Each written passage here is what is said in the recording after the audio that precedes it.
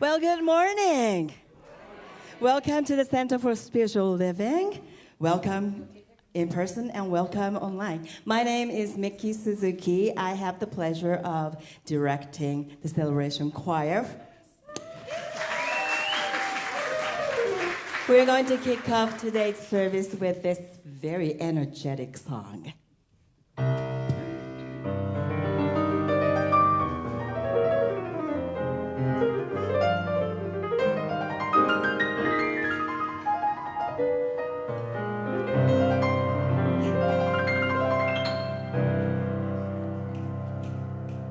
Sing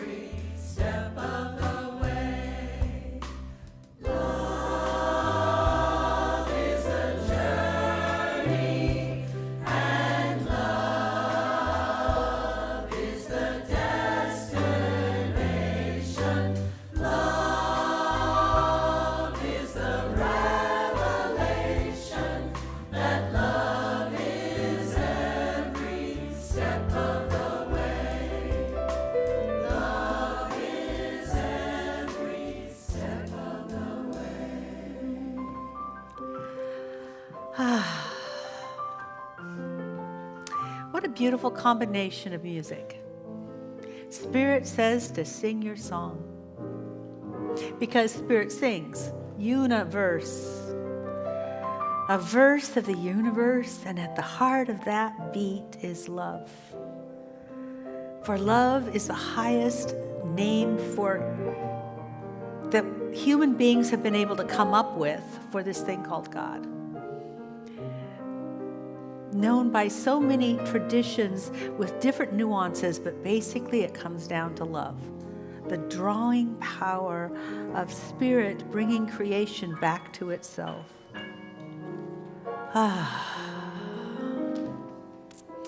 So join me in an act of love. For my dear friend Marcia Sutton once said that beauty is love made visible. So think of something beautiful to you. It could be nature, it could be a trip, it could be a smile, it could be someone that's important to you. But what is beautiful to you? That's love that you're able to acknowledge and be blessed by. So I dedicate this time together to love. That love opens our eyes and makes us powerful. Love is not weak, it's not sentimental, it is a force for good. And I pray this prayer that I become an epicenter of that love, and that each and every person who hears this prayer and is in agreement does the same. That we may be a force for good on the planet, and that we may sing the universal song of love. And so it is. Love is a journey, and love is the destination. Love is the revelation that love is every step of the way. Love is every step of the way. Love is every step of the way.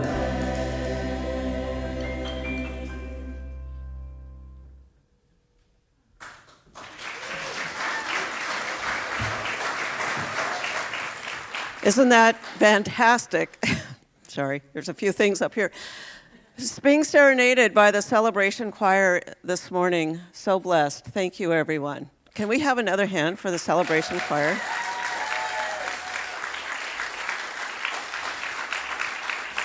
So good morning and welcome. My name is Karen Cleveland. I'm a minister here at CSL Seattle. I use the pronouns she and her. And I just want to welcome all of you, whether you are in this room with me or if you are joining me from online, joining all of us. We are a community that hopes to inspire others to connect with something greater than themselves. So we teach age-old wisdom and let you decide for yourself what sparks truth in you, what is meaningful to you. We know that about 2/3 of our community right now is watching us online. So welcome, warm welcome to all of you online. And I encourage you, if you are in Seattle or ever come to Seattle nearby, come visit us in person and we can say hi in person. We would love to do that.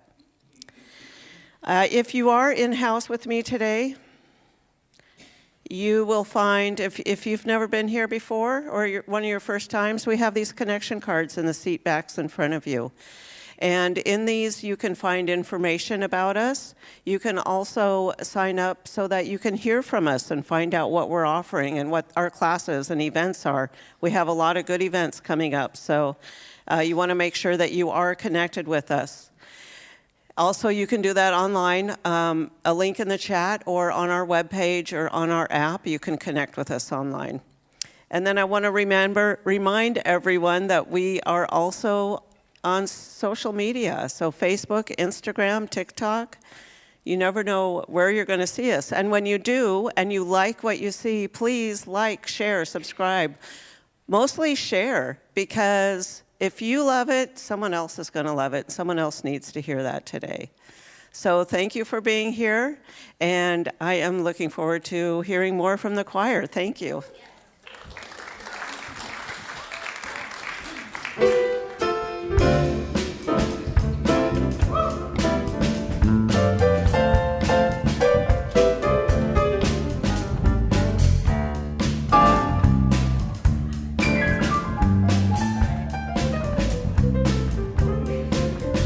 Say the word and you'll be free.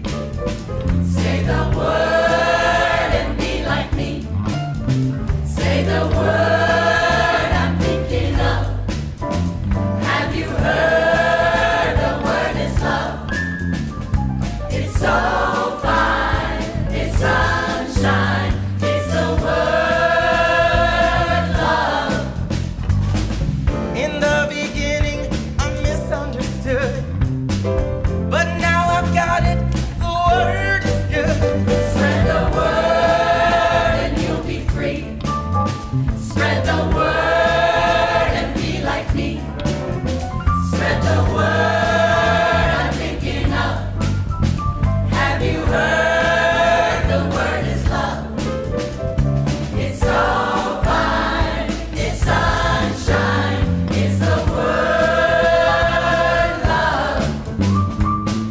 Everywhere I go, I hear it said, in the good and the bad books that I have read. Say the word and you'll be free. Say the word and be like me. Say the word I'm thinking of. Have you heard the word is love? It's so fine, it's sunshine, it's the word love. Now that I know what I feel must be right, I'm here to show everybody the light. Give the word a chance to say that the word is just the way. It's the word I'm thinking of, and the only word is love. It's so fine, it's sunshine, it's the word love.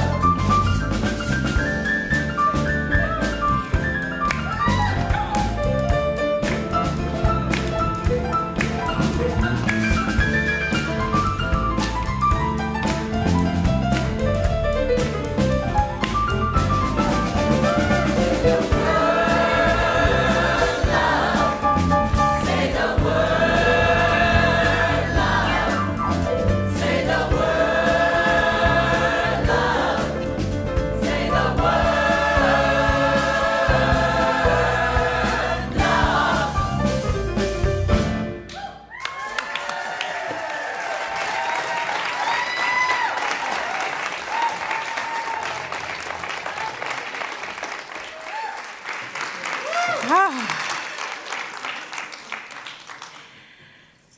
I'm Kathianne Lewis. I'm a minister here, and my pronouns are she and her.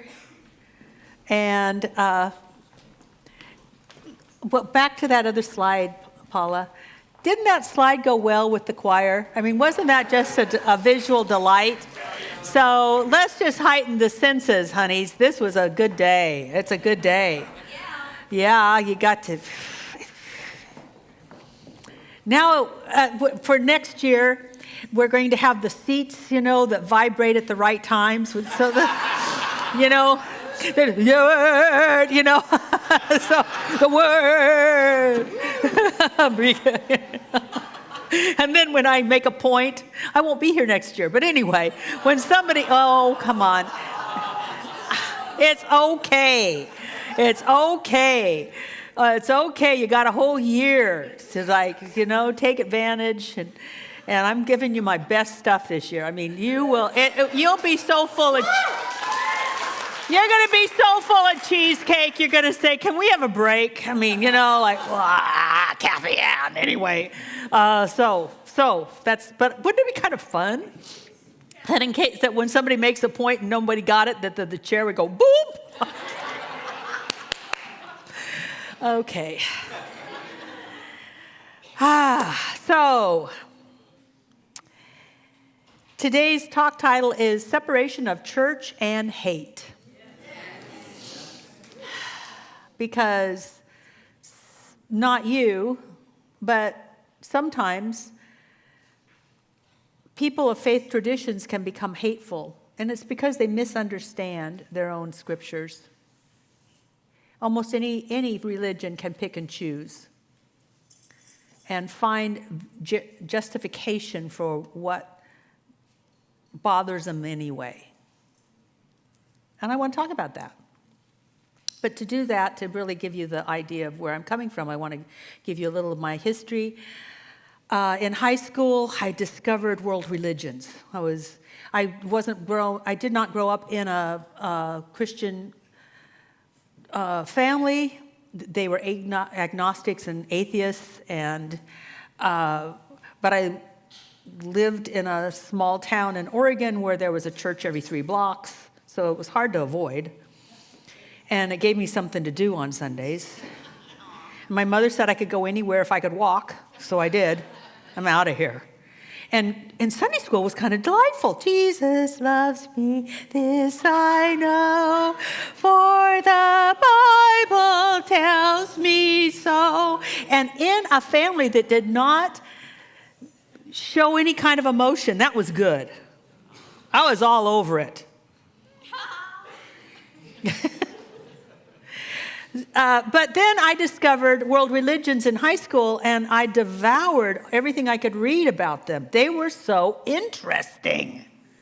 And I also felt a little wicked because I was reading about other religions, which were taboo if you were a good little Christian girl, which I had become because Jesus loved me.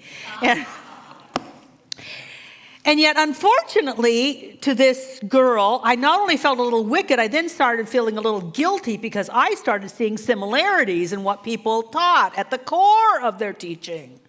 At the core of their teaching, there was something about something greater, known by many different names, yet beyond all names, that somehow cared about its creation. It just didn't create creation and then leave it and say, I left you some rules, I'm going to come back and I'm going to check on you. You know, like dorm check-ins or something. So I came to believe that God was love, and I knew that because I experienced a presence, and I had a relationship with it, and all that I knew is that it cared for me, and why would it care for me and not everybody else? So I had a really hard time, and I remember being in high school and praying, show me what the real way was, because this feels good and yet it doesn't. And I came to wonder, even in Springfield, Oregon, which, by the way, was the real city for the Simpsons. No, really, he said it later. It's Springfield, Oregon. Yeah. We had to be known for something. Anyway, so it was like I wondered why, once I started going to adult church, why there was so much hate being preached. Where was the Jesus loves me? So you may be here because you may not have felt good with the rest of the vibe. The all are included, but now shape up and be what Jesus would have you be. Well, who would Jesus have you be is what I want to talk about.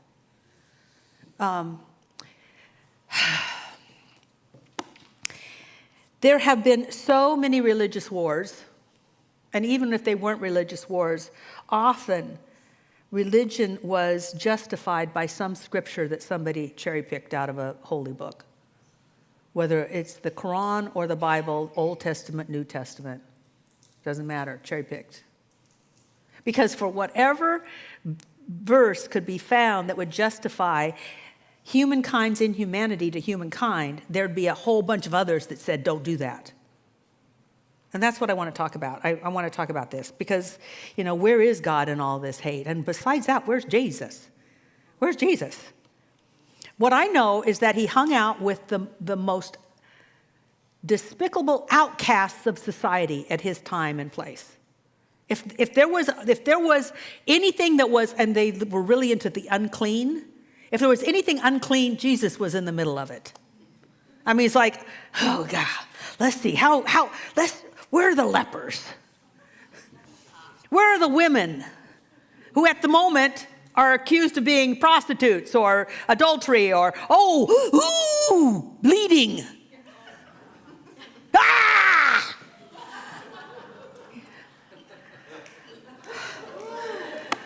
I'm telling you, there was opportunity for unclean opportunities everywhere, and Jesus was in it. Jesus was in it. What amazed me is that so many people who know Jesus and read the scriptures and see that he was always loving, blessing, talking to, and shifting the consciousness of the outcasts, want to make people outcasts for the heaven that they think that they're going to. I had to that's mean. Anyway. You know, because if you look at it, many of the people that I went to churches with believe that they're in and other people are out. Well, that's outcasting people. And some of you probably feel the same way, like, what? Perhaps you went to a church or had a faith or are surrounded by people that you know that talked about something that was loving and beautiful and kind, and yet it didn't jive with the rest of what was being taught. Just didn't jive. Well, I'm here to talk about going beyond the gospel of us and them, the saved versus the lost, and the good versus the damned. There's got to be another gospel, some other ideas. And I really want to talk about Jesus because, A, I'm teaching a class on what would Jesus do, and I am, so after I left what was being told to me that was right and knowing internally it wasn't right, I pretty much broke up with Jesus. I did. We broke up. But he kept texting. And every once in a while, I would think of these things that he said, not what was said about him, but what he said. And I thought, well, that's pretty good terminology. That was the most direct metaphysical karate kick possible. Such good spiritual juju that I want to speak up and, just for his. So here's why I'm doing this. And it feels this way to me. How many of you have ever been in a room when a bunch of people are dissing somebody that you like? Yeah, but do you speak up? Maybe. Not as many speak up. Some of you don't join in. But do you say, no, that's not the person I know? That's never happened to me. That's what I'm doing right now. I'm speaking up. Because for us as New Thought people to throw out some of the best spiritual technology because we believe that we don't believe what was said about on the outskirts. We don't believe that gossip, or we have come to believe that gossip. To throw out the spiritual technology is not good for us. Because everything that Ernest Holmes taught and Charles Fillmore taught was originally taught by Joshua ben Joseph. There are no Jewish Jesuses. I want you to find one. Anyway. So I'm here to help out. Actually, it's not hard, but I did do some research. I have done some research last night, but this is what I want to share with you. That we should have some new commandments. I mean, it's good to not hate. It's good to honor your parents. It's best not to murder, and all this sort of stuff. But we might want to have some new commandments, which is, You ready? Thou shalt not hate feminists.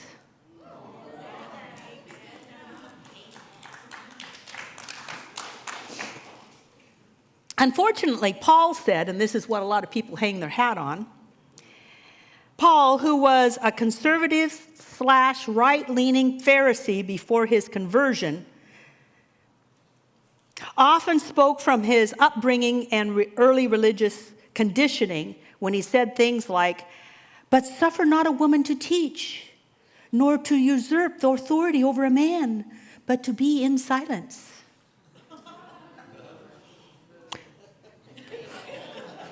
But no, listen. Paul kind of like would let that slip, and yet if the people that quote that would read all of the gospel and Acts, they would understand that Paul commended so many women in the church that were teachers, preachers, prophetesses, and actually upheld the first original church. But they miss that part. They miss that part. They don't talk that, they talk, women should be still. Which is one of the reasons that when I became a minister 40 plus years ago, there were very few of us. Can you imagine what it was like to go to Salt Lake City as my first ministry and go to the Interfaith Council? It was a sea of suits. Yet Jesus, Yahshua, had women disciples, showed women of every rank and circumstance respect, and probably one of the most mystical, just deep spirituality that I've ever read came from the Gospel of Mary Magdalene, where he taught her things that he did not teach the other disciples or apostles. And then she was commissioned to teach them what he knew.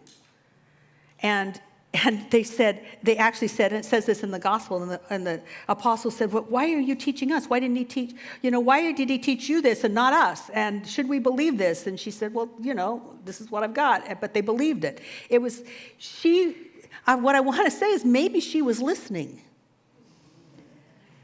Maybe she was listening. There were other women followers. So what would Jesus do? Elevate the feminine. Oh, by the way, this is so beautiful. In the first chapter of Genesis, God loved people equally because it was God let us create man and woman, like us. So that simply means that God is a feminist, because feminism is quite simply the controversial belief that women deserve the same rights and access as men. That's all it means. It doesn't mean they're better. We're not better. But Jesus saw them as equal. What would Jesus do? Y'all come. Y'all come. See, love doesn't divide, it unifies. Love unifies. The next one would be, thou shalt not hate gays. Or homosexuals, bisexuals, trans folks, anything that, everything. There wouldn't be any of that stuff. I'm going to give you some proof in just a second. But we all know that. Don't you know that? Yes. You know that, but your Uncle Bob doesn't. Jerry Falwell said, homosexuals are brutal beasts. Having known a few, I've never known a brutal beast. Never. Anybody? No. Okay, well, then that's wrong. Peter in Acts said, God has shown me that I should not call anyone impure or unclean. Peter, Peter, who I will build my church upon, said there's nothing unclean. Nothing. So throw that at Uncle Bob.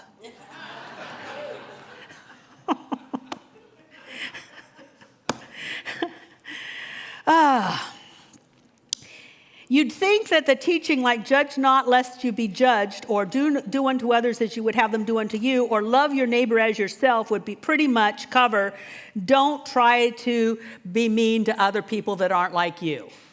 But no, they throw out a couple of, maybe not even 10 things in the big book with all sorts of words in it, 10 things that would allude to homosexuality being wrong. Now, that is true that there's 10 statements in the Bible. And for Jewish people at that time, it said explicitly that loving men was not a good idea. But Jesus lived in a place in the Mediterranean area where he was influenced by Romans and Greeks, and it was all okay with them. It was fine. No problem. If it had been a problem for God, he would have said, you can't do it, but he didn't. Or somebody would have come along and made it wrong when they were teaching to the Jewish or the Roman, I mean not the Jewish, to the Greek or the Roman people, and they didn't. What would Jesus do? Y'all come, sit down, we got a big table. Everybody's welcome. Sometimes people try to use the Bible to justify meanness. But that's not what Jesus would do. That would not what Jesus would do. Love doesn't reject, it embraces.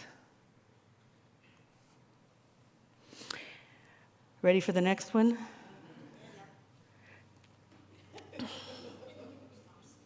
Thou shalt not hate illegal people.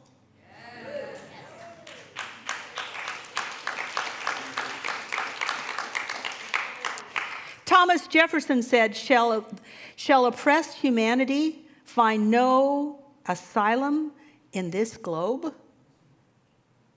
He actually saw that the country would be founded on the idea that anyone could come here.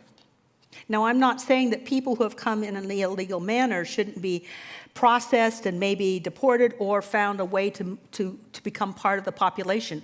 We've been doing that for decades. That's been a process that's been around forever, whether it was under a Democratic or a Republican regime. It always happened. But it's getting ugly. I'm talking about the ugly. The rhetoric has gotten nasty. Last week, not last week, but the last week I was here, 2 of our wonderful practitioners said that they have to always travel around anywhere they go with their passport in case they're pulled out of their car.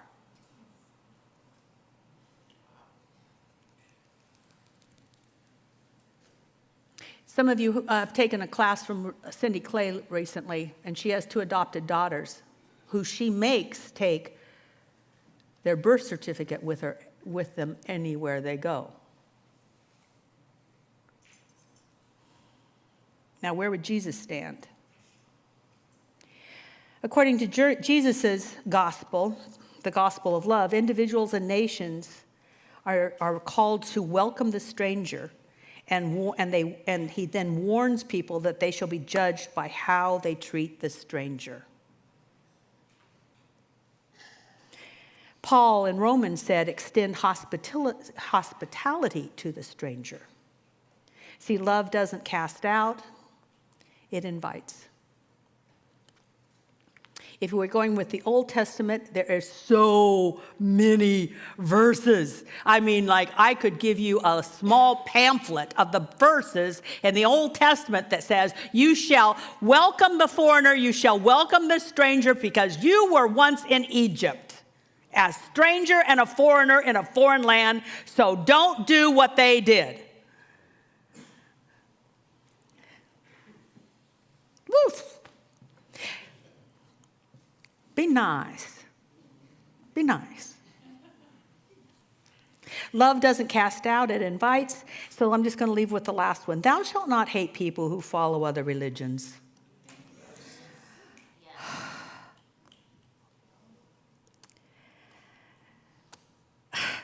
I am teaching a class, What Would Jesus Do? And it's based on the gospel according to John. John was written 120 years after Jesus walked the earth, which means probably it wasn't John doing the writing. Probably a couple of generations passed, but they were following what they thought, it's like handing it down. Verbal stories that were then solidified into some sort of script. And this particular gospel is different than the synoptic gospels. It's so beautiful. And I think that it was written for like a script for an individual to do what Jesus did, so we would gain the consciousness of Jesus, so that if Jesus acquired the consciousness of his divinity and oneness with the infinite, that we could do that as well. That's the whole setup for John. And in John, Jesus said, speaking as the Christ, I have other sheep that you know not of, and they are not of this field. Meaning the Christ speaks to different people in different places in the world, speaking a language that they can understand, that would work for them. Do you know what? This is so interesting for people who think there's only one way. This is interesting. The studies done on near-death experiences, where people go through, there's something universal. People go through a tunnel, or they're met by relatives that help them go through a tunnel. They see the light, they go towards the light, and then they meet some sort of representation of the divine that they identify with. They never meet something they don't understand. No Christian has ever seen Krishna. And no Hindu has ever seen Jesus. And no Jewish person has seen either one of those people. And why is that? It's because God is so universal love that it will meet you where you are. And so if we want to follow the man Jesus, because he's such a good example of how to show up and walk on the earth, we would meet people where they are and honor where they are and know that they're in the right place, worshiping the right way, because they are loved and we need to love as well. That's the way it is.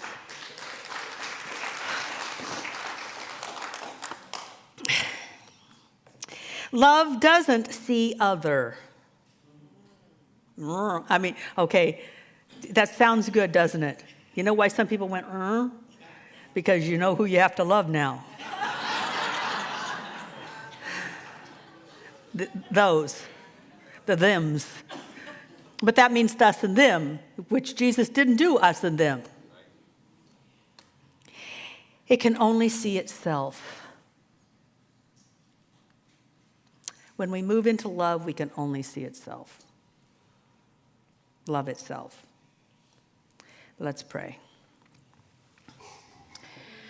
So I give thanks for this moment that we can be inspired by someone that walked the earth. He also said he was a man. Amin, I am the Son of Man. But we want to make him different, because if we worship him, then we don't have to be like him. We don't have to follow him. We don't have to do that stuff. We can play easy and just talk about it. But what if we decided, well, Paul might be right. Let my mind be in the mind that was in Christ Jesus. Let my heart be in the heart that was in Christ Jesus. Let my consciousness be in the consciousness of someone who only saw people to love. So if that is agreeable to you, if you would love that to happen in you, then simply within your heart of hearts, silently say, I'm in. And so I speak my word for every I'm in, that I am a witness unto that. And for every affirmative I'm in, I know that the universe says yea and amen. And the angels sing. Why not? Because finally we're stepping up. We're no longer allowing ourselves to be the victim of gossip. And we're moving into the heart, the core of every major religion that practices on this earth. The practice of love. And so it eternally is. And so it is. And so it is.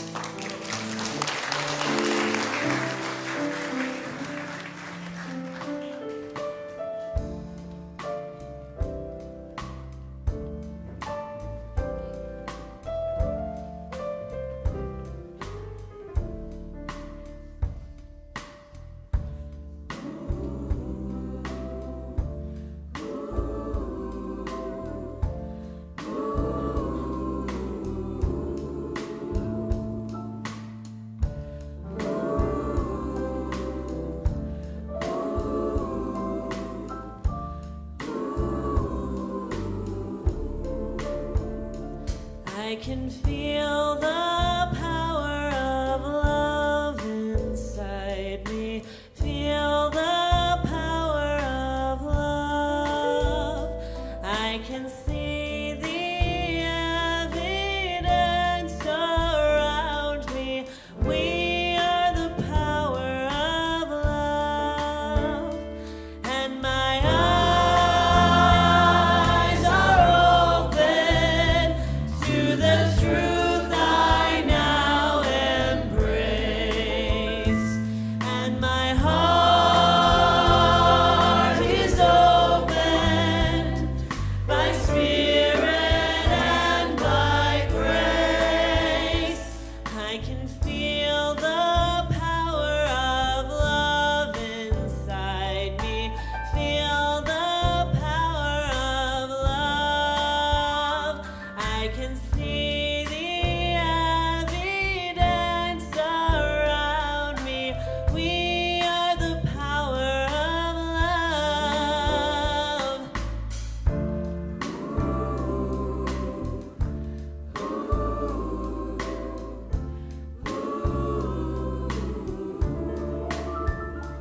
I can feel the power of love inside me.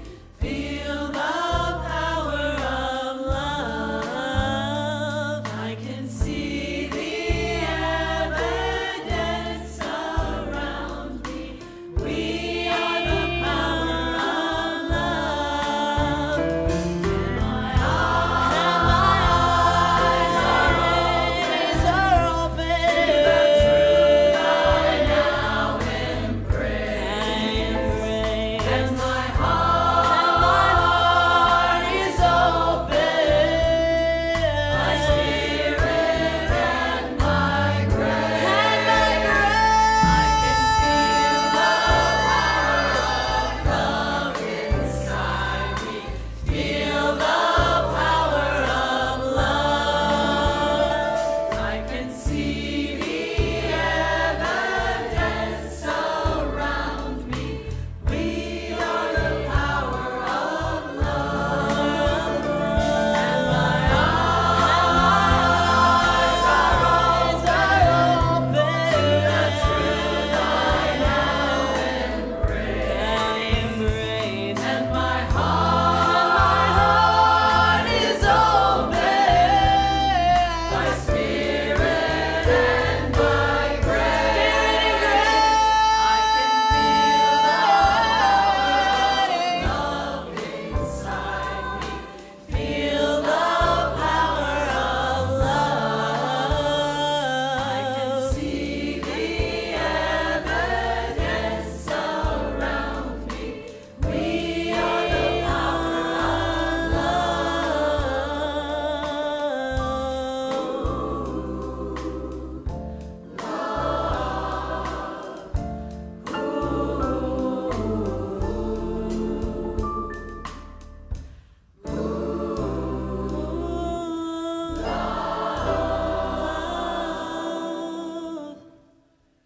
We are the power of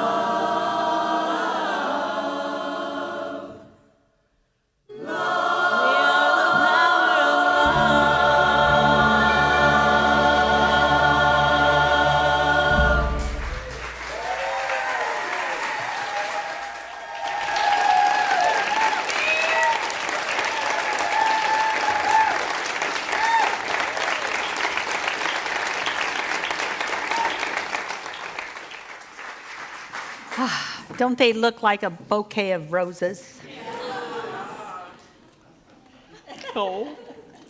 All right, a few things that I want to share with you.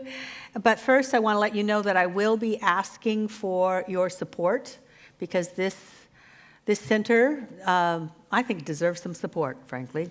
I think this message deserves some acknowledgement. Let's get this more out there. I do. So who has their basket? All righty, thank you. I saw, yeah, great. I didn't see you back there. You were in the very, very back, my dear. Thank you, Andy. So all of the ways that you can contribute are on the screen behind me, on the screen, probably the big screen of whatever you're looking at. Donna Franklin was with us first service on the big, watched us on the big screen. So just want a bunch of people from the East Coast watched the first service. And also in the seat backs for you, those people that are in the room, there are envelopes where you can put in a check or cash or do a credit card. That's what I do, so I can travel. Thank you very much. I get to travel because I do things on my credit card. So those are things that you can be filling out and be, preparing yourself for. And I will do some entertaining announcements. First of all, Beyond Limits, which is our core class that teaches what we teach about the laws of the universe, the law of cause and effect. It's an 8-week class, and will provide you with spiritual tools and practices, because it's one thing to know that there's a law of attraction, exactly how do you use it? And in fact, actually, the law of attraction is a thin slice of the laws of cause and effect. The laws of a cause and effect can be explained in many different ways. And if you only use the one little thing, it's kind of like a one-legged stool. It falls over a lot. Also, for those of you that are new to us, in fact, or any of you that have been around for a while, we have a Living Well with Illness support group. It's on Tuesdays from 1 to 2. You can email information@spiritualliving.org to get more information, because then they will set you up on the call. And here's the deal. Somebody's been talking about it, and I'm not sure if it was a book I'm not sure where I saw it, but they were doing something around the idea of it's okay to not be okay. That was also the essence of EST. So if you get that it's okay to not be okay, then you're okay with not being okay. That makes you okay. And okay is a great place to be creative from. So, that's, I think, the essence of that. This is facilitated by 2 amazing prayer practitioners, Artemis. Anybody know Artemis? She's the real thing. And Ruby Romero. Yay, Ruby. So those 2 people will facilitate that.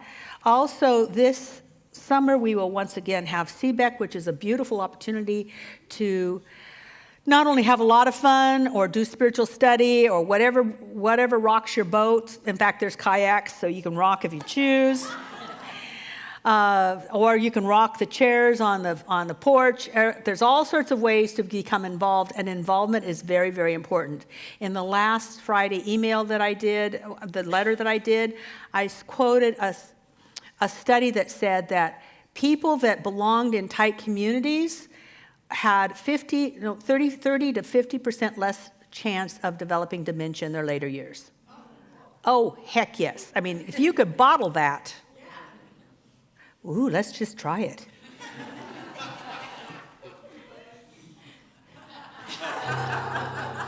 I have this secret formula for reducing your dementia by 50%. And then after you pay me, I'll tell you, oh yeah, join a group. All right.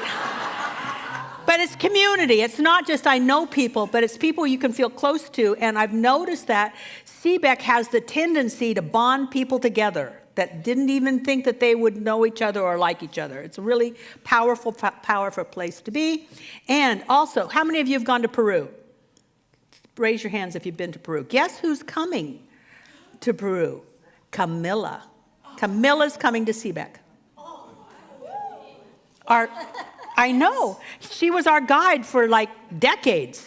And she is leaving Peru to come to CBEC. Amazing. All right.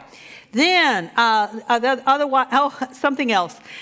It is just another great way to get tight bonds, and that's to know people that you didn't know that you would love. And I'm looking out at the group and seeing people that I got to know because we sat across the table from each other. And that's Gourmets for God. And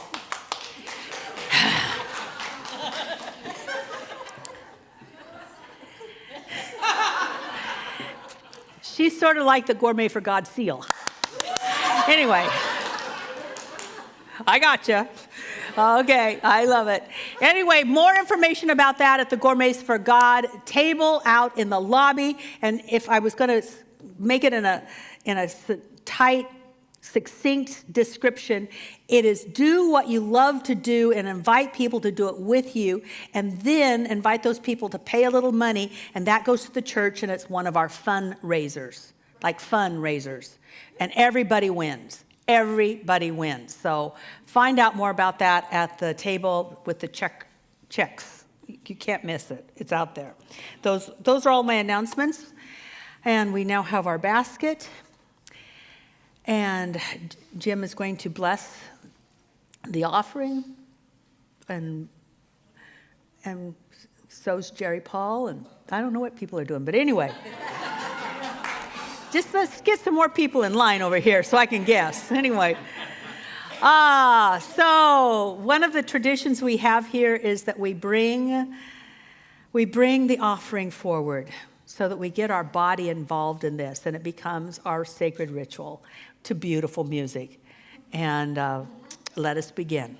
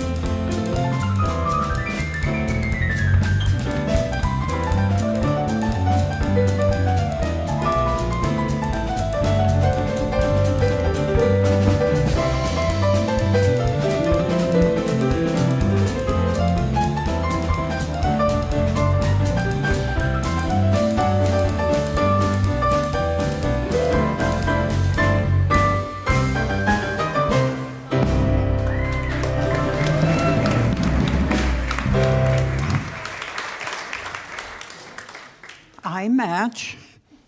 I could sing, except there's practitioners there that needed me to be here.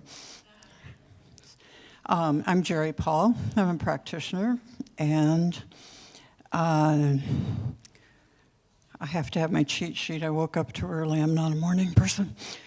Over here in the corner, TJ will be doing the prayer circle. You're graciously invited to wherever you are.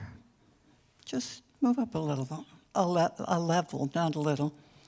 And men will be doing the practitioner table. Oh, did I get you messed up? Oh, yeah. Men's doing the prayer circle. I can't even do it if I have it written down. TJ is doing the practitioner table if you would like somebody to pray with you or listen or whatever it is that you are willing to receive. Jim's off blessing our generous offerings.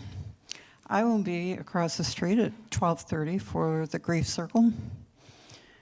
I keep noticing the older I get that life kind of has its rhythm, and sometimes it's time to deal with grief. It doesn't just go away. But if you pay attention to it, you can move through to a greater experience. I was watching River sing that last song and thinking, this is how kids grow up here. So let's move into gratitude. For I know that love truly, truly is life. It is the heart of each and everyone in this room. It is the heart of anyone watching online. And we've also got Prayer Circle Online with Chris and Sprite. So let's just take this love that we know is the absolute truth of each and every one of us, and as a circle of love, that's what we are. And we take that love with us out into the world, and the world is uplifted. It has to be so because I said so, and so it is. Well, before we sing our closing song, I want to acknowledge our audiovisual team over there. And our awesome band that I affectionately call the Jays. Jake, Joe, and James. And we featured today 2 soloists, Richie right there, and River right there. River, come. I just want to let you know, if you didn't know, River used to be about a little shorter, yeah. Anyway, River was in my children's choir, angel choir. Now they joined an adult choir. Anyway, so Richie is going to lead our final song, and if you're willing and able, please stand and join us in singing this song. And you I get to sing it too? Yeah. I haven't done this before.